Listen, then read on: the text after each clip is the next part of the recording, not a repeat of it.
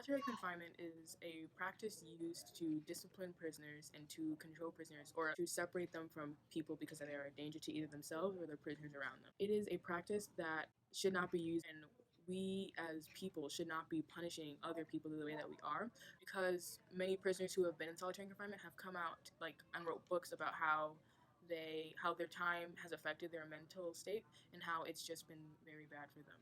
This practice is wrong. We are human beings and we should not be treating our fellow people like this. Solitary confinement was introduced in the late 18th century and was meant for prisoners to be able to have some time to think by being a bit further from society so they could avoid the stress of modern day civilization. 80,000 prisoners in the U.S. are in solitary confinement for months and some for years. Prisoners are put away, some for 23 hours a day, in small 81 square foot rooms. Many people have begun to believe that solitary confinement counts as torture. Regardless of being a prisoner, they shouldn't be treated this way. All people, even prisoners, no matter the crime they committed, should be treated with a basic amount of respect and understanding. Recently, solitary confinement has begun to be described as a form of torture. Torture being defined as the action or practice of inflicting severe pain upon someone as a punishment or to force them to do or say something, or for the pleasure of the person inflicting the punishment. According to Dr. Alan Fogel, when people experience emotional pain, the anterior insula and the anterior cingulate cortex are activated.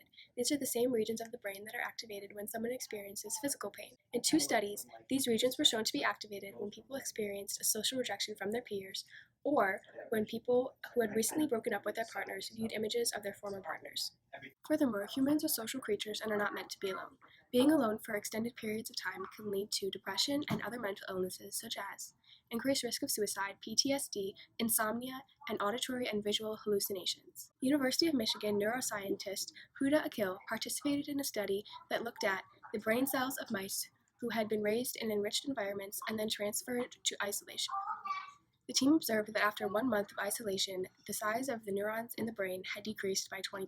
Therefore, because such psychological damage can occur, it can be seen that solitary confinement is a form of torture, and torture, as agreed upon by many communities, including the Youth for Human Rights and the UN, is a violation of human rights, so solitary confinement should not be applied. Solitary confinement, it's meant to punish, but in a way it's also supposed to rehabilitate.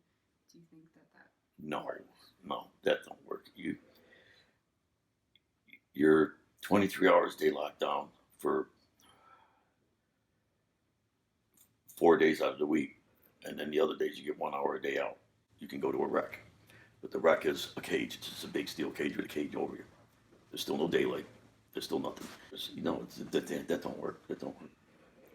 Just think about someone locked you in your bedroom closet just for 2 days. You take a dog and cage it for a year. It's going to bite you when you open that gate. It don't teach nobody. People get out and go crazy. would you consider solitary confinement to be a form of torture? Yeah.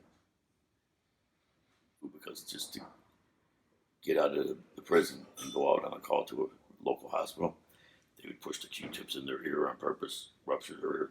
Yeah. They give you a butcher block when you go into the cell. It's as thick as my hand. It's this big. It's that, with your bedroll and everything. You'll love this. They go. It's just when they don't even say nothing to guards. They think it's funny. It's to keep on your toilet. Because at night when the prison is still, sewer rats come up. Mice at night run scattered all over the galley. You go to your window and you can see them. After it's all settles all day and all night, the showers. The first person goes and uses them in the morning. He turns them on, lets it run, and then throws his towel over the drain. It's still sand. You get shower shoes, and you stand in them because the maggots are as long as my finger. And they come out of the drain. 5 points. It's a prison. It's big. Oh my God, is it big? It probably holds 5,000 people or something. And their wreck in their back wall, it's sad, is a cage. When I was getting out, the younger kids, the gang kids, it just made them worse. And that's a lot of times why guards are getting shanked, guards are getting jumped. Some friends of mine, we were all older with Italian and everything in Omaha, but we actually got in trouble. We jumped. The AW warden, associate warden, jumped. For the hell of it, we beat him up. And they were telling me, shut up, and I wouldn't.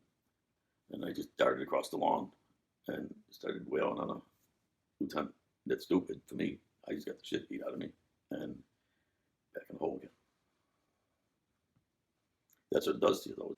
Some people may think that solitary confinement is a worthwhile part of the criminal justice system because it offers a way to control and to punish offenders, but this viewpoint ignores the fact that solitary confinement is used to an unnecessary extreme with the long-term confinement of people who have committed minor offenses. So I just read an article about a prisoner in solitary confinement who spent 22 years in solitary confinement, and because of that, his mental health just took such an extreme toll to the point where this man would sneak razor blades into his cell and he would just cut himself in all sorts of places all throughout his body just so nurses and doctors would come in to see him so he could have that human contact. And it was obvious that he just slowly began to go insane.